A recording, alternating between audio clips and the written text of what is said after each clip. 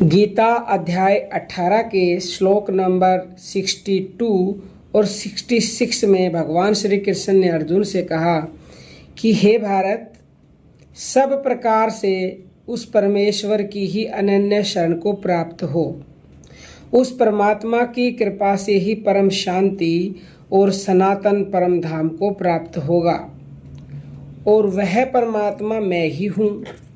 अतएव सब धर्मों को अर्थात संपूर्ण कर्मों के आश्रय को त्याग कर केवल एक मुझ सच्चिदानंद घन वासुदेव परमात्मा की ही अनन्य शरण को प्राप्त हो। मैं तुझे समस्त पापों से मुक्त कर दूंगा। तू शोक मत कर, चिंता मत कर।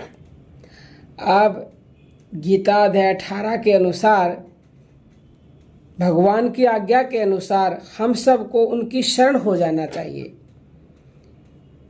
लज्जा, भय, मान बढ़ाई और आसक्ति को त्याग कर शरीर और संसार में अहंता ममता से रहित होकर केवल एक परमात्मा को ही परम आश्रय, परम सुख और सर्वस्व समझना तथा अनन्य भाव से अतिशय श्रद्धा भक्ति एवं प्रेम पूर्वक निरंतर भगवान के नाम, गुण, प्रभाव और चिंतन करते रहना एवं भगवान का भजन स्मरण करते हुए ही भगवत आज्ञा के अनुसार कर्तव्य कर्मों का निस्वार्थ भाव से केवल परमेश्वर के लिए ही आचरण करना तथा सुख दुखों की प्राप्ति को भगवान का भेजा हुआ पुरस्कार समझ करके उनमें सम रहना।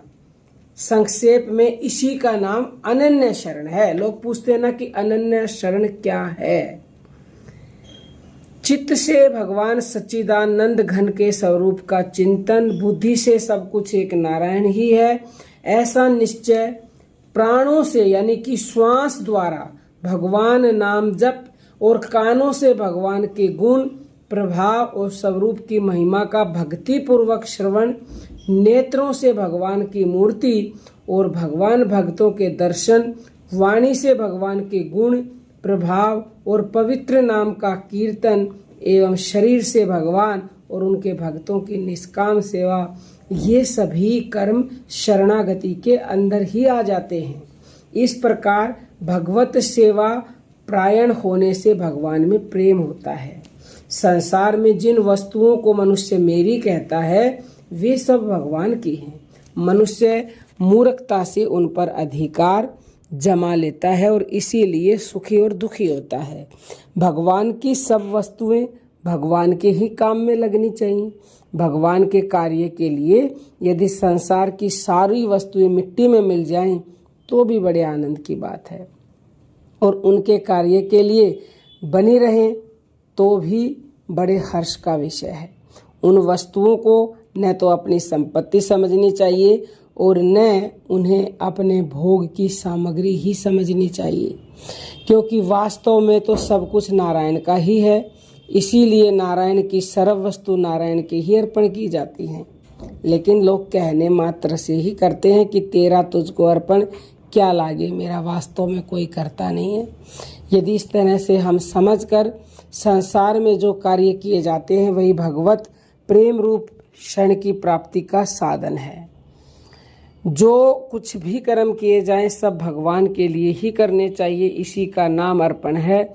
जो कुछ भी हो रहा है सब भगवान की इच्छा से हो रहा है। लीलामय की लीला से ही इच्छा हो रही है, यानी कि लीलामय की इच्छा से ही लीला हो रही है।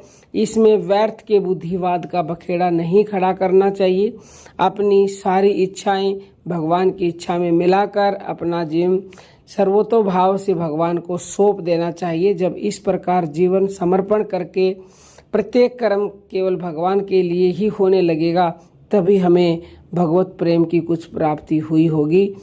हम भगवान के शरण होने वाले हैं, ऐसा समझा जाएगा। सच्चिदानंद परमात्मा की पूर्ण शरण हो जाने पर एक सच्चिदानंद घन के सिवा और कुछ भी नहीं रह जाता। वह अपार, अचिंत्य, पूर्ण, सर्वव्यापक एक परमात्मा ही अचल, अनंत, आनंद रूप से सर्वत्र परिपूर्ण है। उस आनंद को कभी नहीं भूलना चाहिए। आनंद घन के साथ मिलकर आनंद घन ही बन जाना चाहिए। जो कुछ भी हमें भासता है, जिसमें भासता है और जिसको भासता है वह सब कुछ एक आनंद घन परमात्मा ही परिपूर्ण है। इस पूर्ण आनंद घन का ज्ञान ही उस आनंद घन को ही है। वास्तव में यही अनन्य शरणागति है। और जो अनन्य शरणागति ले लेता है भगवान की, उसके दुख हमेशा के लिए गायब हो जाते हैं। वो एक पल में रंग से राजा बन जाता है। क्योंकि ऐसे हमारे शास्त्रों में उदाहरण है, जब विभीषण भगवान की शरण आए तो उसका तुरंत ही राज तिलक कर दिया गया। सुग्रीव भगवान की शरण आए तो उसको भी राजा घोषित कर दिया गया। और जब सुदामा जी कृष्ण जी की अनन्य शरण आए तो भगवान ने उसके पैर धोए और उसके बराबर यानी कि अपने बराबर उसका महल तैयार कर दिया, उसकी जन्मों की दरिद्रता मिटा दी। तो ज़रूरत है हम सबको भगवान की अनन्य शरण होने की। अब हम अपनी वाणी को विराम देते हैं। जय जय श्री राम।